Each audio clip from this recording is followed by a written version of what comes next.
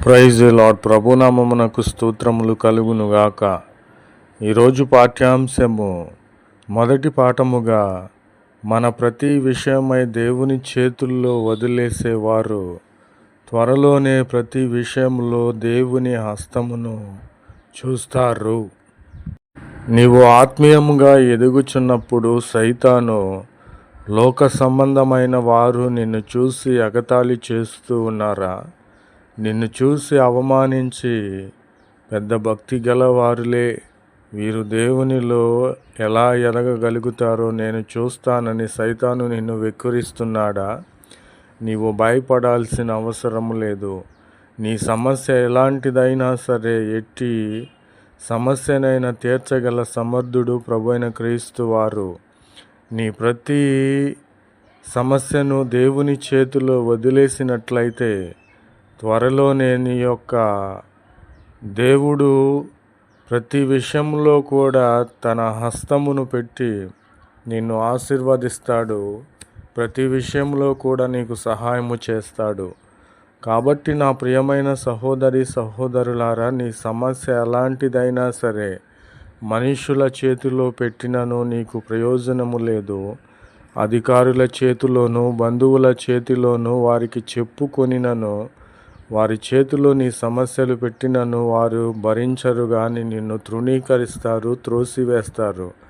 కానీ నిజదేవుడు, లోకరక్షకుడు, నిన్ను సృష్టించిన సృష్టికర్త ప్రభువైన క్రీస్తు వారి చేతిలో నీ ప్రతి విషయమై ప్రతి సమస్యను ఆయన చేతిలో పెట్టినట్లయితే ఆ ప్రతి విషయంలో కూడా ఆయన హస్తాన్ని నీవు చూసి గొప్ప విజయాలను పొందుకునే వారుగా ఉంటారని ప్రభు పేరట మీకు తెలియపరచుచున్నాను. ప్రభునామమునకు స్తోత్రములు కలుగునుగాక.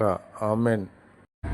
రెండవ పాఠ్యాంశముగా, నీకు కలిగిన బంధువులను, నీ స్నేహితులను, నీ తల్లిని, తండ్రిని, చివరకు నీ భార్యను, నీ భర్తను నీకు వేరుపరిచిన దేవుడు ఎందుకు పరిచి ఉన్నాడంటే, నీవు ఆత్మీయంగా ఉన్నావు. నీ భార్య ఆత్మీయంగా లేదు, నీ భర్త ఆత్మీయంగా లేడు. నిన్ను ఆత్మీయ స్థితి నుండి పడగొట్టే వారిగా ఉన్నారు కనుక దేవుడు నిన్ను ఒంటరిగా ఎడబాటు కలిగించి ఉన్నాడు కనుక నీవు భయపడాల్సిన అవసరము లేదు. నీవు ఒంటరిగా దేవుడు నిన్ను ఎడబాటు కలిగించి ఉన్నాడంటే నీవు దేవునికి దగ్గర అవుతున్నావని అర్థము.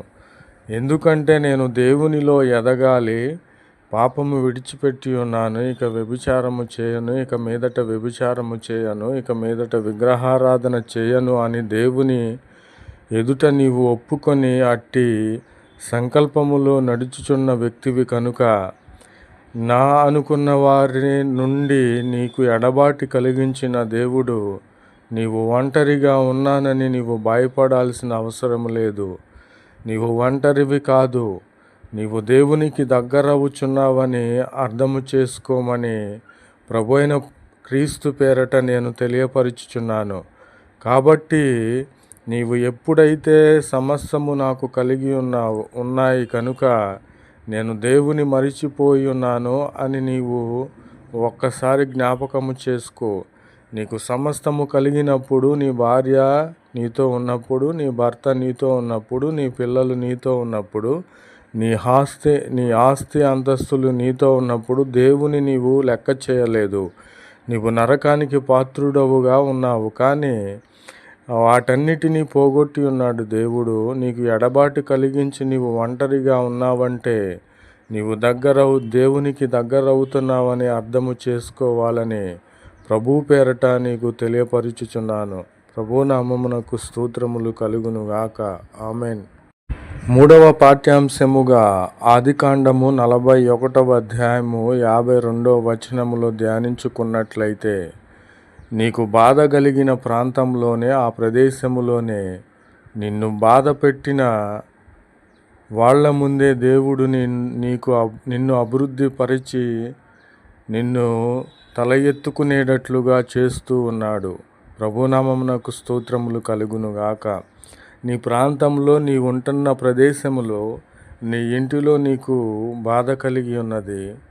నిన్ను బాధపెట్టిన ఆ ప్రాంతంలోనే, ఆ ప్రదేశంలోనే ఆ యొక్క వ్యక్తుల ముందే దేవుడు నిన్ను అభివృద్ధి చేస్తూ ఉన్నాడు. ప్రభునామమునకు స్తోత్రములు కలుగునుగాక.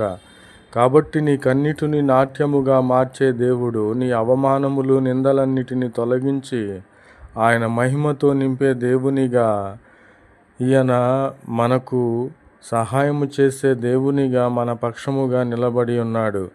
కాబట్టి నీకు బాధ కలిగించిన ప్రాంతంలోనే, నీకు బాధ కలిగించిన వారి ముందే దేవుడు నిన్ను గొప్ప చేసి అభివృద్ధి పరుస్తూ ఉన్నాడు కనుక నీవు భయపడాల్సిన అవసరం లేదు.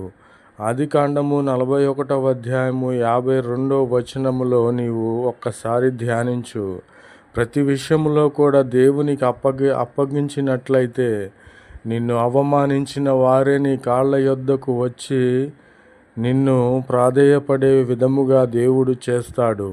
నీ శత్రువులను నీ కాళ్ళ కింద అనగగొట్టి వారికంటే అభివృద్ధి పరిచే దేవునిగా ఉన్నాడు. ప్రభునామమునకు స్తోత్రములు కలుగునుగాక. నా ప్రియమైన సహోదరి సహోదరులారా, ఇవి అన్నీ మనము పొందుకోవాలంటే దేవునికి ఇష్టలుగా ఉండాలి. దేవుని మార్గములో నిందలు, అవమానములు, నిందలన్నిటినీ, అవమానాన్నిటినీ వదిలిపెట్టి పాపము లేని వారమై నిందారహితులుగా ఉండి దేవునికి ఇష్టలుగా ఉన్నట్లయితే ఈ మొత్తము క్రియలు చేయడానికి ప్రభువైన క్రీస్తు వారు చేతులు చాపి ఉన్నారు. కాబట్టి ఆయన చేతిలోనికి నీవు వస్తావా, లేదా సైతాను చేతిలోనికి వెళ్ళడానికి నీవు సిద్ధముగా ఉన్నావా అని నేను ప్రశ్నిస్తున్నాను. కాబట్టి మనలను మనము పరీక్షించుకున్నట్లయితే, దేవుని యొద్దకు మనం వచ్చినట్లయితే ఆయన మన ప్రతి సమస్యను తొలగించి మనలను ఉన్నత స్థలములపైకి ఎక్కించి ఆయనతో కూడా రాజ్య పరిపాలన చేసే విధముగా చేసే దేవునిగా ఉన్నాడని ప్రభు పేరట మీకు తెలియపరచుచున్నాను. ప్రభునామమునకు స్తోత్రములు కలుగునుగాక. ఆమెన్.